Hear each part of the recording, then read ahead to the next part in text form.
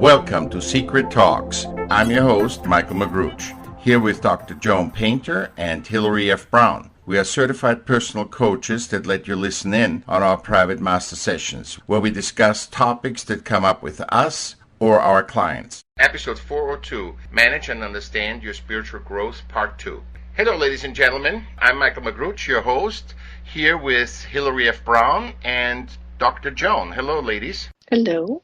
Hey. We had a lot of feedback on the first podcast, part 1. This is part 2 of a multiple part series. So what should you do to study spirituality? Because that's really when you're looking at the different theories out there and the leaders and stuff. Okay, so how do you go about it? Do you think spirituality comes with intelligence? Look, if you just want to go to work at 8 o'clock, want to be a worker bee, then that's your spirituality. Yeah, that's true, I guess. Maybe we should talk about that. Like, you don't have to be spiritual. Everything is spiritual. Everything is spiritual, including politics, prison.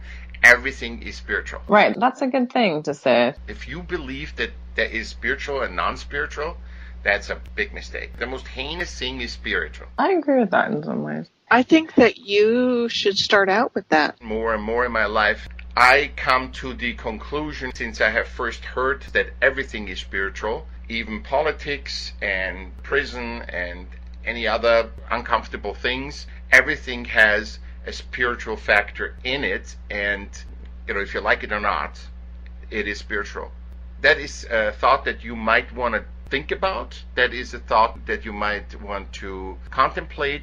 It took me quite a while to really integrate that truth, that everything is spiritual. Right. Okay, how to go about it? So if you say, I kind of was spiritual and I wanted to be spiritual and going to church, I listened to guys' podcast, but I want to kind of get into it. This episode, part 2, is more about how studying spirituality to find yours, to find your unique way to feel enlightened, to feel good about it, to have an inner drive studying that. You can ask yourself, first of all, if I want to be spiritual, can I be? Obviously, if everything is spiritual, you can. What is stopping you, or what has stopped you in the past that you couldn't do what you like, where you say, okay, I can't really read this spiritual book because I have to take care of my kids. It was always something came in between. And my answer to that is, then that book isn't really what you're looking for.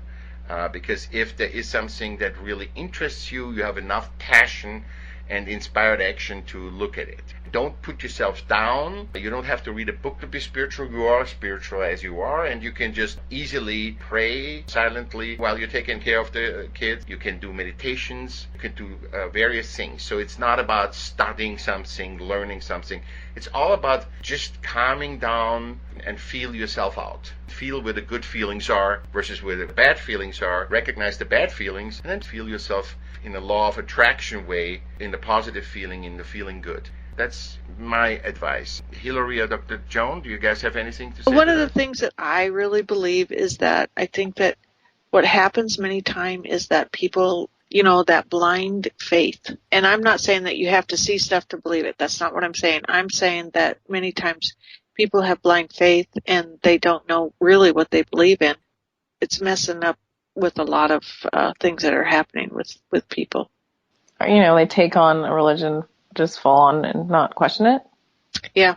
Not question the morality, the consequences. There's lots of things going on out there that I don't think is very right to enforce on their masses. Yeah, everybody in their family. It is spiritual. Like I said before, everything is spiritual. But I'm questioning an enlightenment. If you just copy our whole family is Republican or Democrat now, the kids have to be that, no matter what they believe. Your whole family was Jewish or Christian, and now you have to be Muslim, Jewish, or Christian. And when the light goes on, it's a struggle. So if you fall right into this and you love your Christianity, or you love to be Jewish, or you love to be a Muslim, go ahead, do it. Then it's your path. But if you feel like, damn, I need to go to the mosque, the temple, I need to do these things. That's true. That is exactly the right analogy. This is when I say that is not yours. Your spirituality has to be yours. It cannot be somebody else's. And what's so good about that is today you have the internet and you can research and you can see what you fall into that feels good. Read a couple pages of somebody's book. Get cliff notes on what is Islam, what is Christianity, what is to listen to Wayne Dyer, or what is to listen to Dalai Lama. Oh, that feels good when I read that. Check in and then read it, and that might not be your teacher, but it might guide you to your right teacher. Right. I mean, if you are seeking and asking for spiritual guidance, you don't know what your spirituality is, that's a good way to start. Very good, Hillary. If you're overwhelmed going on the internet with all the spirituality there, I'm asking for guidance to find my spirituality. And I would add to that, that feels good to me. And then also look at this, is there anything stopping you? And why not? And I think, from my experiences, usually what stops you is to do something that doesn't feel good.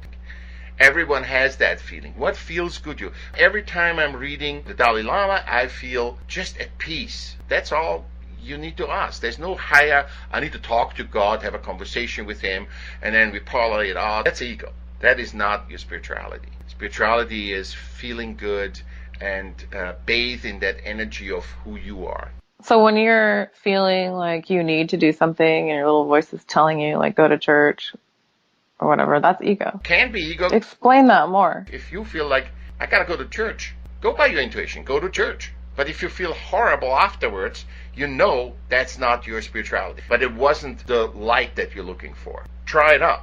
It's like resistance. Is it resistance? It could be you're resistant to the church, and it could be your ignorance to yourself, to your own spirituality. Or your resistance to spirituality.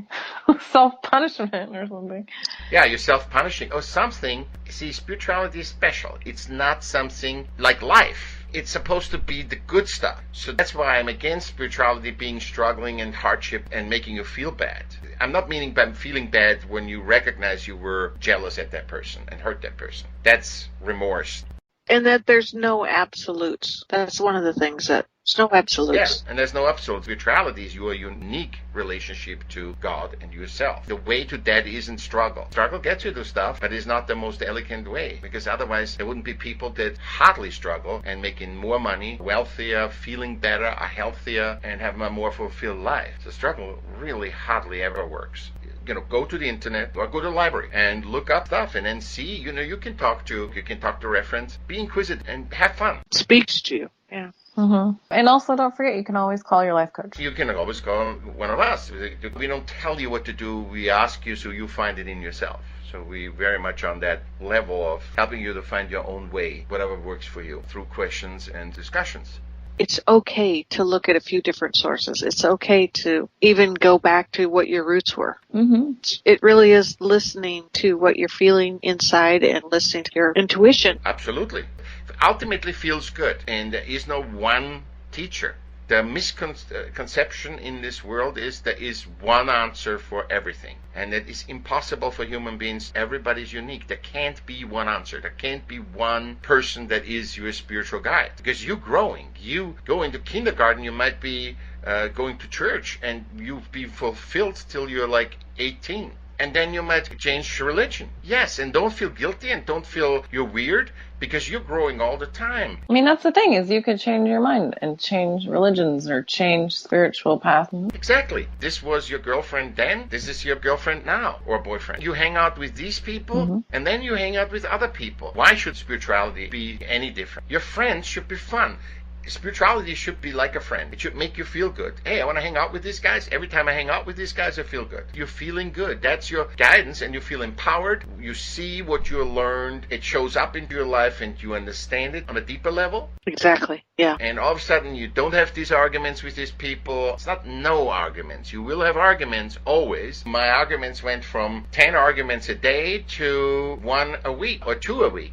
Your world reflects your inner contentment. Find out what's in tune with the world around you at that time and follow without letting yourself get in your own way. Because as you're growing, you have to grow in all areas. Mm-hmm. Yeah, maybe there's more than one that you're interested in. I think that sometimes you'll follow different paths spiritually, and keep in mind that there's a lot of interesting paths, and like stay focused on the one that makes you feel the most inspired. In this world where everybody is inundated with more and more information, more possibilities and more choices, to get into yourself is important, because you can easily be lost by being distracted. Probably that is way harder than finding, is not to get distracted from your path of finding the bliss within, which I call spirituality. There you go. That's interesting. If you feel like something's missing in your life, after you think about, you have your relationships, your family, your career, and you still feel lacking and you don't have a spiritual guidance, maybe that's what's missing. People come up to me a lot and start asking me about meditation, and I think that's what it is. It's like they're actually just looking for spirituality. They don't know what it is, but they know that there's something missing, and so, that could be just the one little thing that you can start. There's a lot of spiritual paths. The question is, what spiritual path feels the best for you from all the interesting spiritual paths? There's more than one, and there's definitely more than one in your lifetime. We're wrapping it up. This was a great episode of part 2 of Managing and Understand Your Spiritual Growth, studying spirituality and finding yours. I'm looking forward to our next episode, how to handle your awakening and its shifts. Looking forward to see you next time, Hillary and Dr. Joan. Thanks, Michael. Thank you so much. Talk to you soon.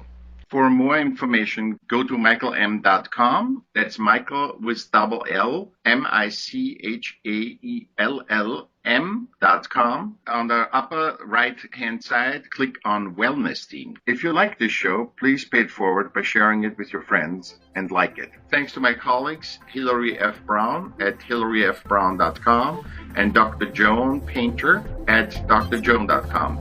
I'm your host, Michaell Magrutsche. Thanks for listening.